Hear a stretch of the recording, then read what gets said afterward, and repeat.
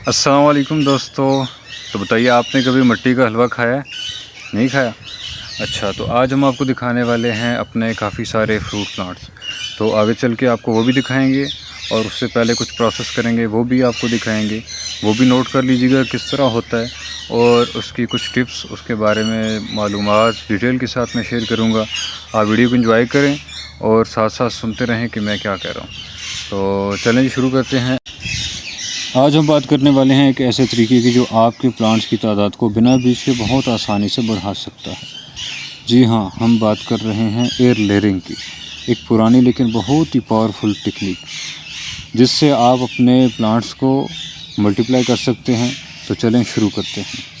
Air layering एक ऐसा process है जिसमें हम किसी मैच्योर ब्रांच को वहाँ से जड़ों के लिए फोर्स करते हैं जहाँ वो अभी तक रूट्स नहीं बनाता, यानी एक हेल्दी ब्रांच जो अभी ट्री से जुड़ी होती है उससे थोड़ा बाउंड करते हैं, मॉइस्ट सोइल या मॉइस्ट से कवर करते हैं, और कुछ हफ्तों में वही ब्रांच रूट्स बना लेती है बिना ट्री से अलग किए हुए। ये तरीका कदीम ज़माने से गार्डनर्स और हॉर्टिकल्चरिस्ट यूज़ करते आए हैं।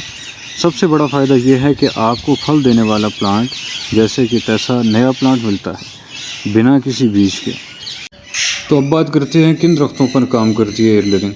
एयर लेयरिंग काम करता है उन प्लांट्स पर जो वुडी स्टेम रखते हैं, मैच्योर हो चुके हों और जिनकी ब्रांचेस फ्लेक्सिबल और हेल्दी होती हैं। फ्रूट प्लांट्स जैसे कि आम, अंजीर, अनार, लीची, इमली, लेमन, ऑरेंज, जामुन वगैरह, इन सब में ये तरीका बहुत इफ़ेक्टिव होता है। तो अब चलिए एयर लेयरिंग का तरीका डिटेल में समझते हैं। स्टेप 1 क्या करना है, एक हेल्दी ब्रांच चुनिए जो कम से कम पेंसिल जितनी मोटी हो और 1 साल पुरानी हो। फिर स्टेप 2 में ब्रांच पर एक दायरा बनाइए, वहाँ से 1 इंच का बार्क हटा दीजिए, यानी छाल उतार दीजिए ताकि कैम्बियम एक्सपोज हो जाए। स्टेप 3 क्या करना है, इस जगह पर रूटिंग हार्मोन अगर अवेलेबल हो लगा दीजिए, जैसा IPA पाउडर या हनी, और आप एलोवेरा जेल भी यूज़ कर सकते हैं। स्टेप 4, इस एक्सपोज एरिया को मॉइस्ट कोकोनट फाइबर, मोस या गार्डन सॉइल में लपेट दीजिए। इस पर प्लास्टिक शीट लपेट कर टाइट बांध दीजिए, लीकेज ना हो। स्टेप 5, हर 4-5 दिन में चेक करते रहिए, अगर मोस ड्राई हो गई हो तो थोड़ा पानी स्प्रे कर दें। स्टेप 6, 3 से 6 हफ्तों के अंदर वहाँ वाइट रूट्स दिखने लगेंगी। जब रूट्स क्लियर नज़र आने लगें तो ब्रांच को कट कर लीजिए, और कट कहाँ से करना है, जहाँ से रूट्स निकली हैं उससे पीछे से, ताकि आपके पास एक नया पौधा तैयार हो जाए। स्टेप 7, नए रूटेड कटिंग्स को पॉली बैग या पॉट में लगाकर कुछ दिन शेड में रखिए, धूप में न रखिए, फिर धूप में ले जाइए कुछ दिनों के बाद। मुबारक हो, नया फलों वाला दरख्त तैयार है। या आप कोई भी दरख्त जब लगा रहे हैं जिसके अंदर जो हमने शराइत रखी हैं कि उसके अंदर वो शराइत हों, उसकी एयर लेयरिंग करें, और उसको फिर उसके बाद करने के बाद रूट्स निकल आए तो शेड में रखें। तकरीबन 3 से 4 दिन आप शेड में रखने के बाद, कम से कम नहीं तो आप हफ्ता पूरा शेड में रखें, आप फिर धूप में ले जाइए और आपके पास एक नया पौधा तैयार हो चुका है। ये तरीका 100% टू डू टाइप प्लांट देता है, यानी पेरेंट जैसा ही। बीज से लगाए गए प्लांट्स में फ्रूट देने में सालों लगते हैं। एयर लेयरिंग में फ्रूट जल्दी मिलता है। घर के बाग, छोटी ज़मीन या विलेज फार्मिंग के लिए बहुत बेहतरीन तरीका है। बेस्ट सीज़न मानसून या अर्ली स्प्रिंग। मॉइस्चर मेंटेन करना ज़रूरी है। कमज़ोर या बीमार ब्रांचेस बिल्कुल भी यूज़ ना करें, क्योंकि इससे आपको कोई फ़ायदा नहीं होगा। एक तो वक्त ज़ाया होगा और उसके बाद आपको मायूसी होगी। इसलिए कोशिश करें कि एक हेल्दी और कम से कम पेंसिल जितनी मोटी होनी चाहिए। तकरीबन आप सारी ब्रांचेस ऐसी चूज़ करें जो पेंसिल जितनी तो मोटी हों, या इससे थोड़ी ज़्यादा भी हों तो चल जाएंगी, इससे कम ना हो। बिल्कुल हल्की ब्रांच को इस्तेमाल ना करें और कोशिश करें कि अच्छी ब्रांच का इस्तेमाल करें। ये है अंजीर का पौधा।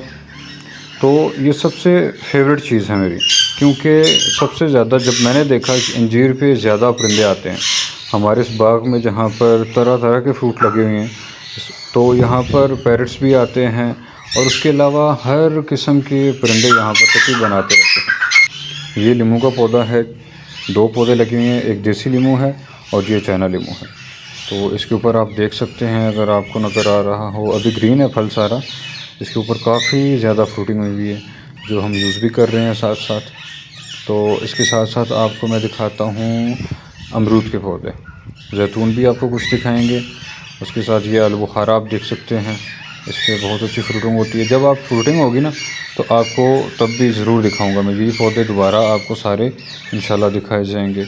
उसके ऊपर आप देखेंगे कि कितनी ज़्यादा फ्रूटिंग होती है। तो इसके साथ अभी हम आपको दिखाएंगे अमरूद के पौधे, जो कि 3 लगी हुई हैं। ये गावा एक वो है जो अंदर से लाल होता है, उसके साथ जो लगा हुआ है वो शुगर फ्री है, ठीक है।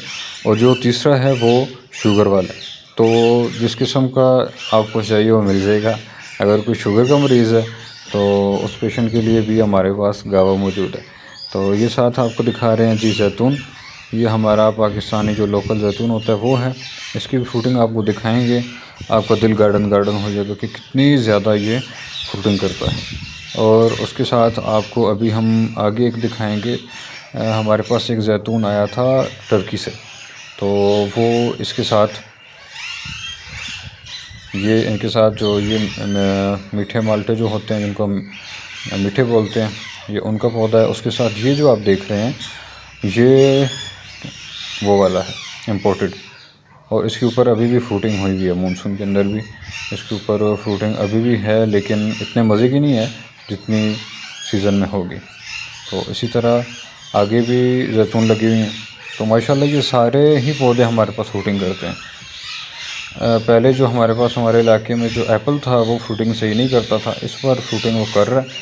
और बादाम हमने लगाया हुआ था, और यहाँ पर बादाम भी लगा हुआ था। उसका पीछे जो तूफ़ान आए थे उसमें दरख्त गिर गया, वो हमारे पास फ्रूटिंग नहीं करता था।